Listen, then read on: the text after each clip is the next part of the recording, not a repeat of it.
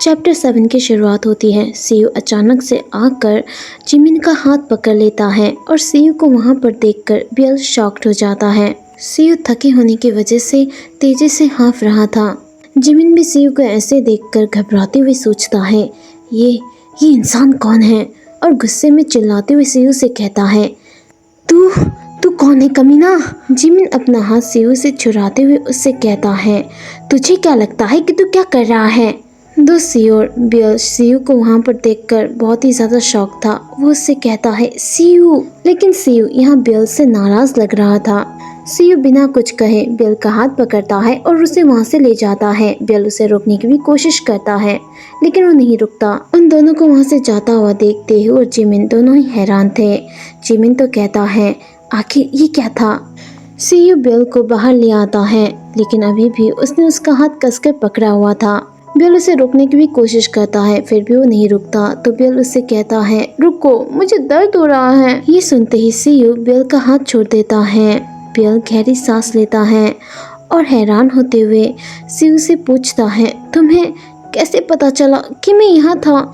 CU बियल की ओर देखता है और अपना मुंह फेर लेता है और कहता है, इस तरह की जगह पर अब से मत आना। सीयू की ऐसी बातें सुनकर बियल हैरान हो जाता है।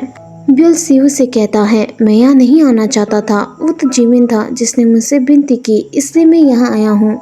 सीयू कहता है, और लोग जो तुम्हें ऑफर करते हैं उसे बिना किसी शक के मत लो। ये सुनते ही बियल शॉक्ड होते हुए सीयू से कहता है, लेकिन उसने तो मुझसे ये कहा था कि कैंडी एक मेडिसिन है जो मुझे फोकस करने में हेल्प करेगी।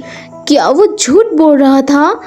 सीयू कहता है, ये कुछ और जैसा लग रहा था, ये कुछ सस्पिशियस लग रहा था। ये सुनते ही बियल गुस्से में चिल्लाते हुए कहता है, वो बेवकूफ, मुझे अपने साथ जाने के लिए मनाने के बाद उन्होंने ऐसा किया। सीयू कहता है, मैं नहीं जानता कि वो क्या करने वाले थे, मैं बस ये कह रहा हूँ कि कुछ सस्पिशियस हो सकता था। बियल परेशान होते हुए कहता है, अरे नहीं, क्या मुसीबत है, मैंने स्कूल में उनसे बात की थी। तभी सीयू फोन में टाइम देखते हुए बियल से कहता है, अभी घर जाने का समय है। बियल तो अपनी ही धुन में था। तभी सीयू अचानक उसके क्लोज आ जाता है। ये देखकर बियल घबरा जाता है। सीयू बियल से कहता है, तुमसे तो शराब और ओमेगा की स्मेल आ रही है। ये सुनते ही बियल हैरान होते हुए कहता है, क्या। वो खुद को स्मेल करता है और घबराते हुए कहता है, मेरे डैड के तो स्मेल सेंस बहुत ही बढ़िया है।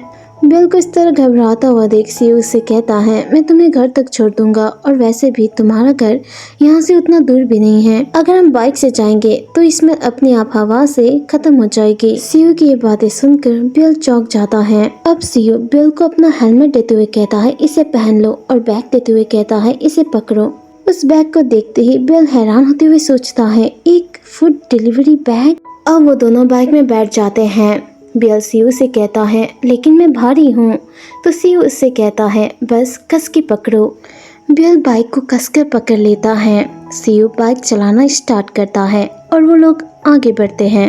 अब घर जाते वक्त बियल सीयू को देखते हुए सोचता है, मैं ही वो हूँ जिसको इसने बाइक चलाना सिखाया था, और अब देखो ये प्रो बन चुका है। वो अफवाह कि सीयू एक मोटरसाइकिल चलाता है, वो सब झूठ थी, लेकिन ऐसा लगता है कि वो स्मोक करता है। अब सीयू बियल को उसके घर छोड़ देता है। बियल थोड़ा सा ब्लश करते हुए सीयू से कहता है, राइड के लिए तुम्हारा शुक्रिया, और चिल्लाते हुए कहता है, अगली बार मैं तुम्हारे लिए खाने के लिए कुछ खरीदूंगा। लेकिन सीयू सीधा सीधा कहता है, इसकी कोई जरूरत नहीं। ये सुनते ही बियल बौखला जाता है और सोचता है, सीधा सीधा ना बोल दिया। बियल खुद को संभालते हुए हंसते हुए कहता है, लेकिन तुमने मुझे घर पहुंचाया है। सीयू वहां से जा ही रहा था कि तभी अचानक वो रुक जाता है और कहता है, और हाँ एक और बात। ये कहते ही वो बियल के क्लोज आ जाता है।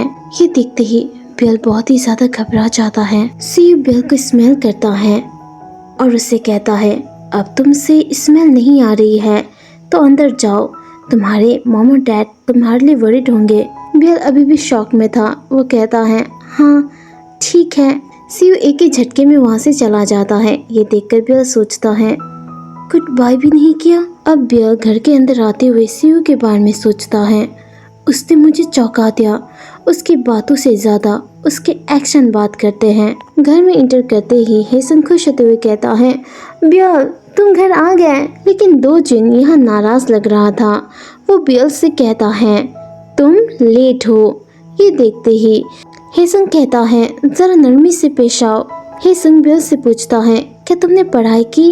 बियल घबराते हुए कहता है, हाँ थोड़ी बहुत की। तभी बियल को कुछ याद आता है और वो हेसंग को एक गिफ्ट देता है। ये देखते ही हेसंग उससे पूछता है, ये क्या है? बियल कहता है, आपके लिए एक तोहफा है। हेसंग शॉक्ड होते हुए कहता है, एक तोहफा मेरे लिए? और खुश होते हुए कहता है, तुम बहुत प्यारे हो। चलो इस इयररिंग को एक्सचेंज करके पहनते हैं और एक दूसरे से मैच करते हैं। बियल कहता है, मैं भी यही सोच रहा था। अब बियल अपने कमरे में आ जाता है और बेड पर लेट जाता है और चैन की सांस लेते हुए सोचता है, हाँ आखिरकार मैं इससे बच गया। लेकिन मुझे इतना ज्यादा झूठ बोलना अच्छा नहीं लग रहा है। आगे से मुझे फिर से ऐसा नहीं करना चाहिए। और सीयू के बारे में सोचने लगता है, आज कैसा अजीब दिन था। वो अचानक मेरे सामने आ गया। और उस बैग का क्या वो सच में स्मोक करता है? मैं बहुत ही ज़्यादा क्यूरियस हूँ।